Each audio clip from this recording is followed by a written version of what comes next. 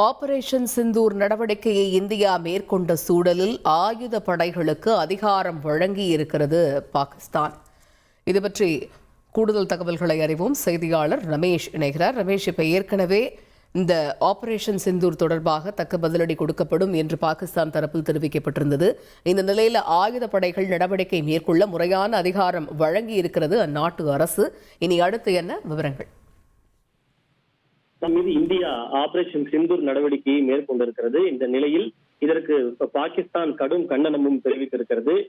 இந்தியாவினுடைய இந்த நடவடிக்கைக்கு பதில் நடவடிக்கையாக உரிய நடவடிக்கைகளை மேற்கொள்ள பாகிஸ்தான் நாட்டினுடைய ராணுவத்திற்கு உரிய அதிகாரம் வழங்கப்பட்டிருப்பதாக தற்போது பாகிஸ்தான் அறிவித்திருக்கிறது. பாகிஸ்தானில் சற்று முன்னதாக மிக முக்கியமான ஒரு உயர் பாதுகாப்பு ஆலோசனை கூட்டம் நடைபெற்றது. அந்த கூட்டத்தில் தான் இந்தியா மேற்கொள்ளும் நடவடிக்கைகளுக்கு உரிய நடவடிக்கையை மேற்கொள்ள ஆயுதப்படைக்கு அதிகாரம் வழங்கப்பட்டிருப்பதாக அந்த அறிக்கையில் தெரிவிக்கப்பட்டுள்ளது.